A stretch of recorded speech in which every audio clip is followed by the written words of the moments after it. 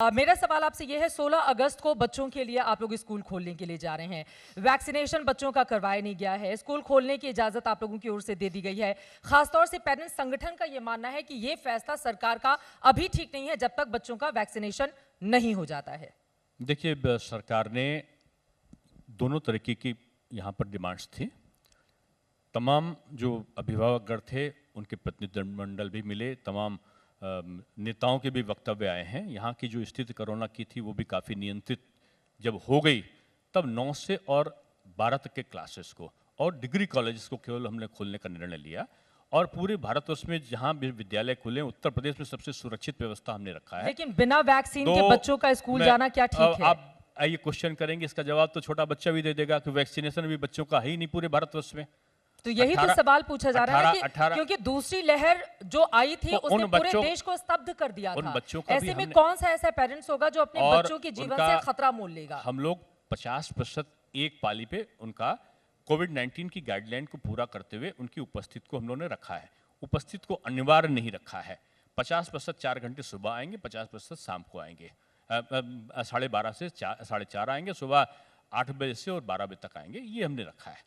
तो इसमें कोई बच्चों की पूरी सुरक्षा की व्यवस्था हो, उनकी सीटों पे उनका अलग अलग दूरी हो, उनका सैनिटाइजेशन का, मास्क का, इनकी सारी व्यवस्था हो, ये सारी जो निर्देश थे वो संबंधित विद्यालयों को हम लोगों ने दे रखा है और उनकी पूरी सुरक्षा होगी। अगर कहीं लगता है, जरा से भी लगेगा कि बच्चे सुरक्षित नहीं हैं, तो प्रधानमंत्री का जो वक्तव्य है कि देश में पढ़ाई भी जरूरी है लेकिन बच्चों की सुरक्षा उससे ज्यादा जरूरी है, उसकी चिंता उत्तर प्रदेश सरकार करेगी। ठीक है सर, चलते चलते आखिर के 1 मिनट हैं। जब मैं आपके साथ आ रही थी तो आपने बुलेट रिपोर्टर का मेरे जिक्र किया और आपने कहा कि आपको भी मोटरसाइकिल चलाए बहुत दिन हो गए हैं, तो आपके क्षेत्र में जब आप विधानसभा चुनाव लड़ने जाएंगे तो फिर आना होगा और आप मोटरसाइकिल चलाकर बताएंगे जनता को कि क्या कामकाज आपकी ओर से किया गया है। देखिए, हम लोग तो लड़ेंगे या लड़ाएंगे दोनों में, पैदल भी चलते हैं और घर घर भी जाते हैं, पोस्टर और झंडे से लेके हर काम हम लोग करते हैं जो दूसरे दलों के बड़े नेता नहीं करते। हम लोग सबकी काम करते हैं और जाहिर सी बात है, जनता के दरबार में जब आदमी जाता है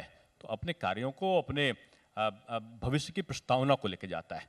मैं एक निवेदन करूंगा आपके माध्यम से, किसी भी राजनीतिक दल ने कोई भविष्य की प्रस्तावना नहीं रखी है। ये रखा है हम आएंगे तो इस जाति के लिए ये करेंगे, इस जाति के लिए बीजेपी ने नहीं किया, हम आएंगे तो उस जाति के लिए बीजेपी ने नहीं किया। क्या जाति के आधार पर उत्तर प्रदेश चलेगा? क्या संप्रदाय के आधार पर उत्तर प्रदेश चलेगा? या विचारों के आधार पर, विकास की अवधारणा के आधार पर उत्तर प्रदेश एक आर्थिक समृद्धि का प्रदेश बने, उत्तर प्रदेश में सबको रोजगार मिले? 4.5 लाख नौकरी दे चुके हैं, 5 लाख का दिसंबर तक हम पूरा कर देंगे।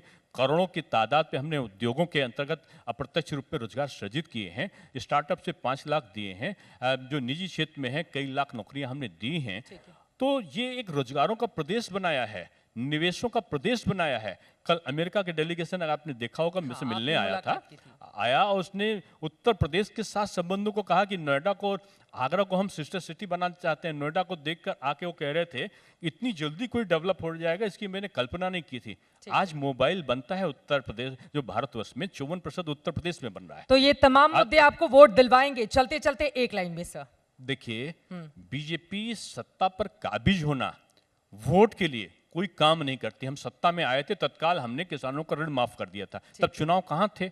हम चुनाव की दृष्टि से कोई काम ही नहीं करते। हम तो उत्तर प्रदेश मजबूत हो और एक खुशहाल प्रदेश बने, इसके लिए काम। लेकिन चुनाव के ठीक पहले जब ओबीसी नीट में आरक्षण इस तरह से दिए जाएंगे, 10% ईबीसी को भी अपने पक्ष में लाने की कोशिश की जाएगी, तो सवाल तो आपसे पूछे ही जाएंगे। फिलहाल बहुत शुक्रिया दिनेश जी, आप हमारे इस पंचायत आज तक का हिस्सा बने और बेबाकी से आपने तमाम बातें कही। 312 सीटें 403 में से जीती थी भारतीय जनता पार्टी ने 2017 में, लेकिन अब की बार क्या पार पा जाएगी सरकार या मुश्किल होगी सरकार, इस पर लगातार हमारी नजर बनी रहेगी। फिर से मिलेंगे, रिकॉर्ड टूटेगा पिछला, ये आपको मैं बता रहा हूँ। बहुत धन्यवाद।